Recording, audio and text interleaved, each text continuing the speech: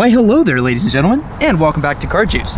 Today I'm going to be giving you guys the squeeze on the 2025 BMW M5. The 2025 BMW M5 is probably the coolest car next to the BMW X3 M50 that's going to come out this year, and I'm very excited about it for a multitude of reasons, some of which being that it is a lot more powerful than the outgoing model.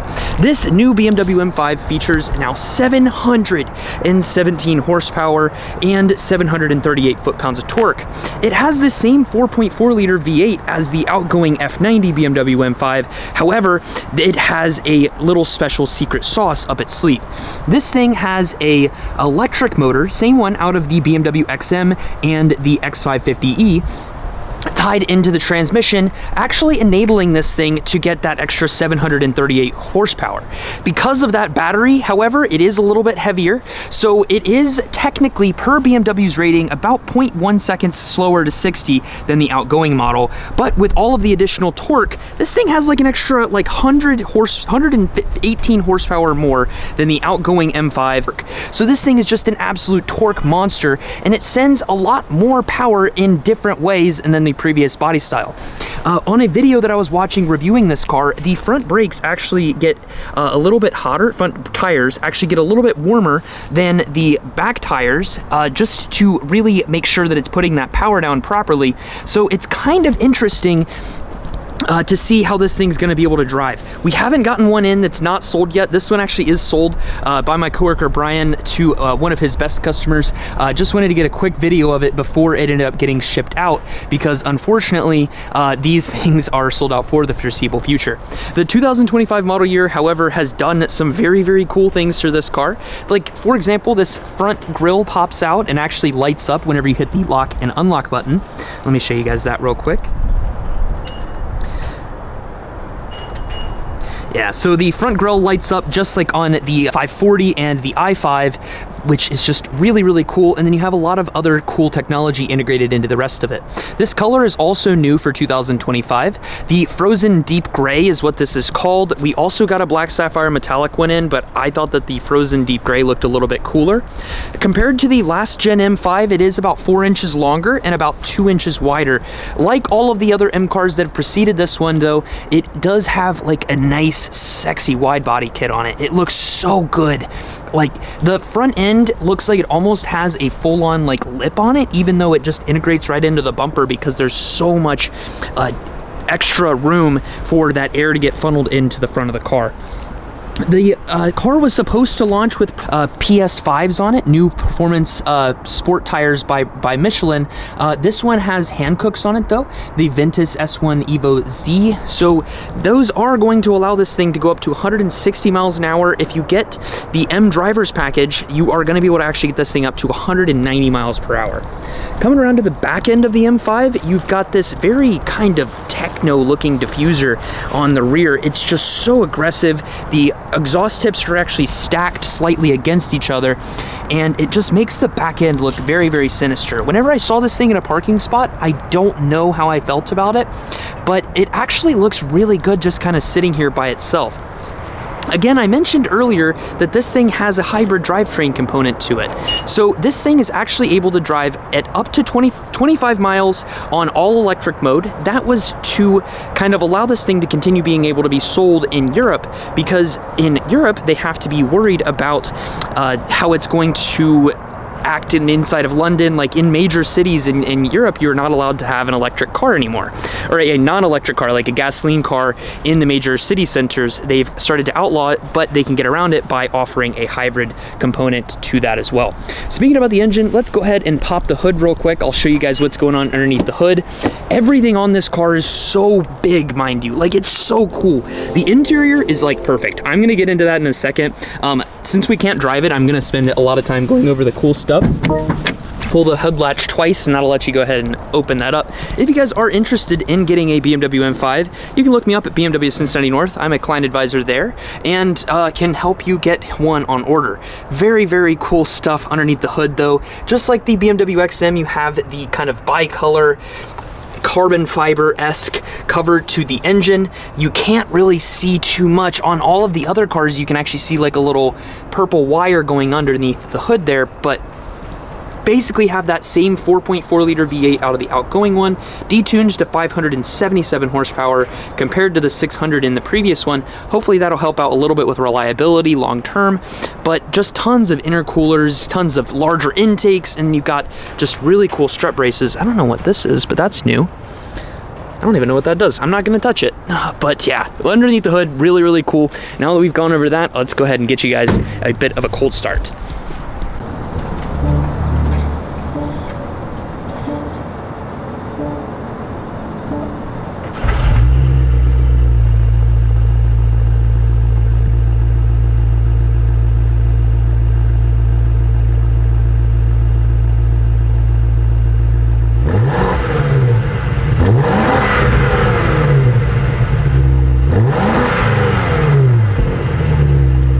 So in my opinion, not quite as loud as the outgoing M5, but it sounds pretty darn good nonetheless. I really, really dig kind of the back end of this thing.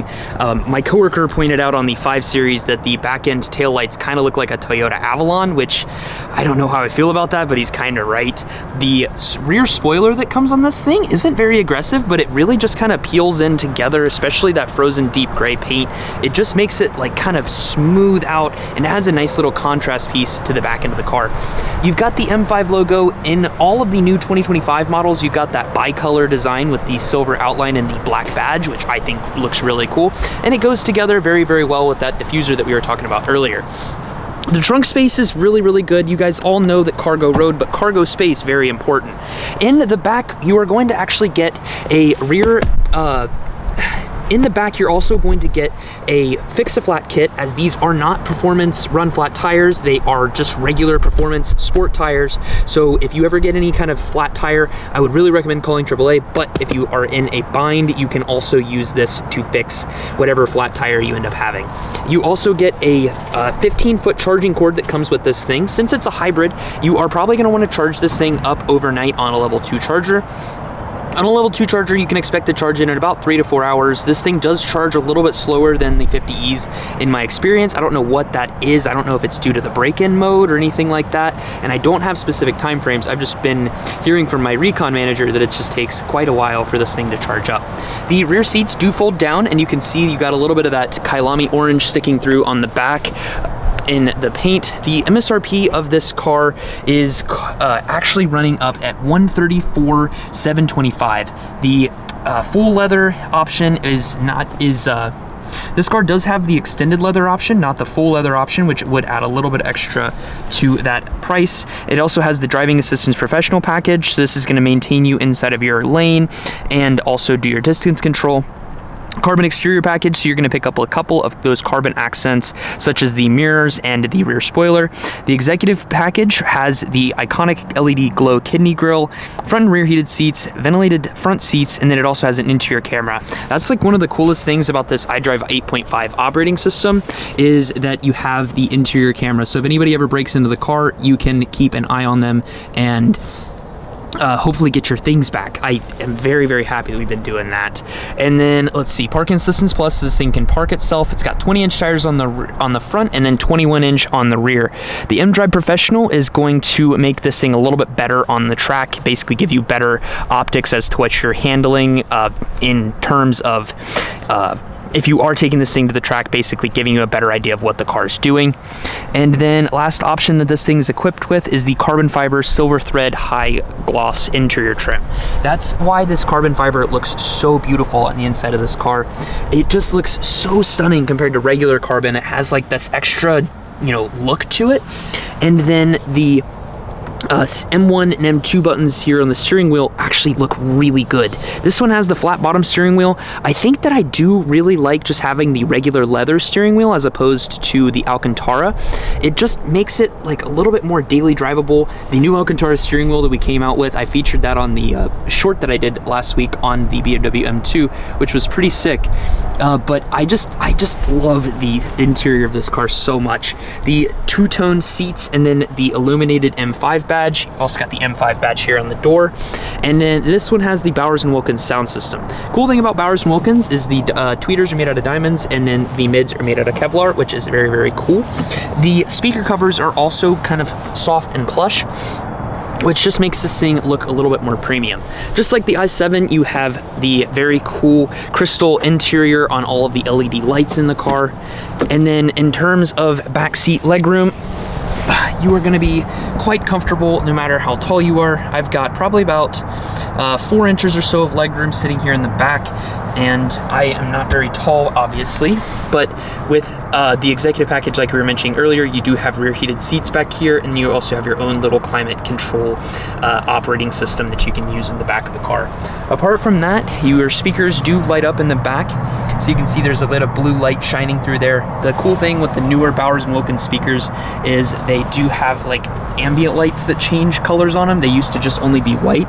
And then you'd have some extra rear vents in the back, cool M badge, and then you have your travel and comfort system in the back of the car as well. USB-C there, 2 more in the center, and then you have 1 more USB-C on that side. You also have a very, very smooth, beautiful Alcantara headliner with a little bit of a bucket there in the driver's seat. I would definitely recommend getting the carbon fiber roof. Do not get the Sky Lounge package. You get cool lights and stuff like that in the roof if you opt for that. Actually, no, you don't. Not on the new M5. You would just get a large glass panoramic roof, which adds a ton of weight and is not what an M5 is built for. This thing is built to be taken to the track and built to be driving it very, very fast. So don't get the carbon fiber roof, or don't get the Sky Lounge roof, get the carbon fiber roof. And then I would also recommend probably going for the carbon ceramics if you are going to be tracking this thing. Otherwise, the regular brakes are totally fine, as this thing is really going to be just plenty of performance for the street. Don't get the carbon ceramics if you're not going to be driving this thing super fast. Got a J1772 style plug here on the front with a little charging diagram on the inside of the door, so you can figure out what's going on. Let's go ahead and hop into the interior. I'm just going to drive this thing like 5 feet back up to our detail department and keep going over the interior here in just a second. All right, let's go ahead and kick this sucker on.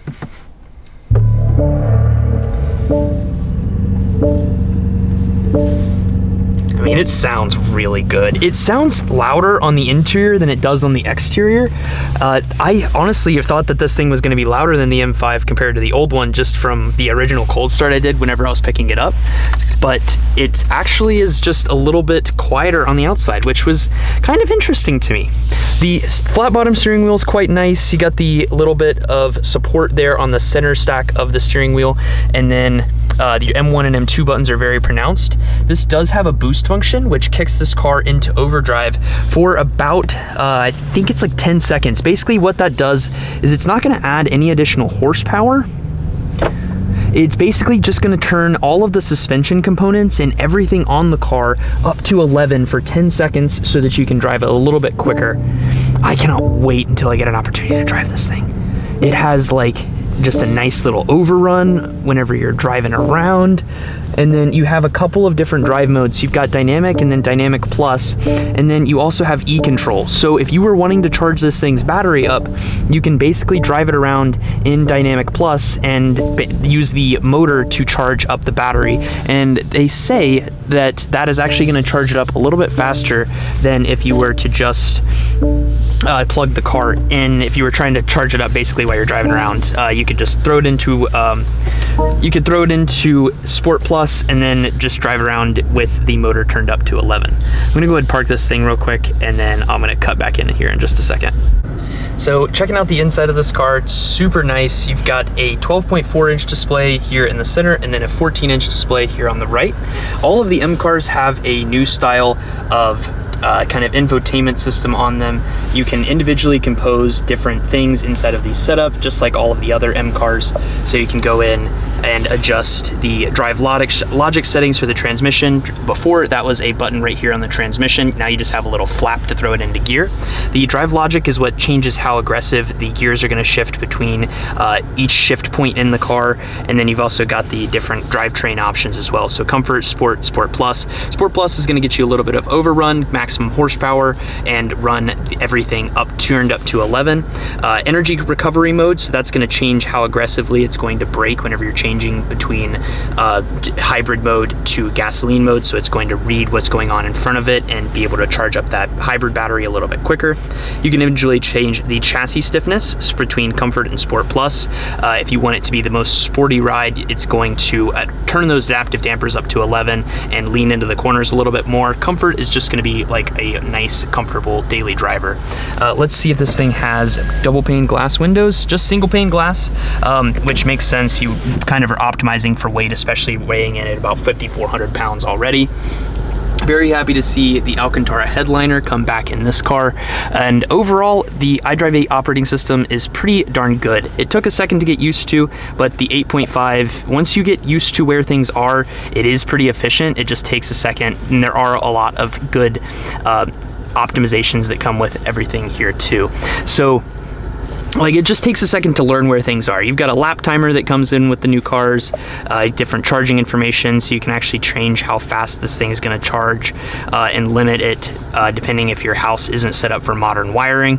And yeah, there's tons of great videos on the 8.5 system. I'm not going to go into that too much, but I do really like how all of the extra ambient lighting is inside of the car. You've got the different M colors whenever you have it in the corresponding drive modes. Plus, it's just cool seeing the M colors along the dash, but you can change it between 17 different colors. And then you've got just a great operating system, wireless Apple CarPlay and Android Auto, and you can even use your phone as a key. Down here in the center, you have a wireless charger on the left side. The other side is just a standard spot just to put your phone. I don't know why they don't just put two wireless chargers on both sides, but the newer cars do have a little vent that keeps the car a little bit cooler. You've also got some ambient lighting down here in the center, and then all of your different basically M settings there in the center. If you open this up, you will find no more USB controls, but you do have a little spot to put your coins, and then an old school 12-volt adapter in there. When you put your heated seats on, the armrests heat up on both the driver's side and the passenger side. And then you've got your steering controls, or not steering wheels, your seat controls are actually corresponded to this button, and you'd have to individually adjust the buttons there to move the different components of the seat. So it's a little bit different than how they had them on the side of the seat on the last gen car. I do kind of miss that, but this isn't too bad. Basically, a lot of the different things BMW said they did as part of a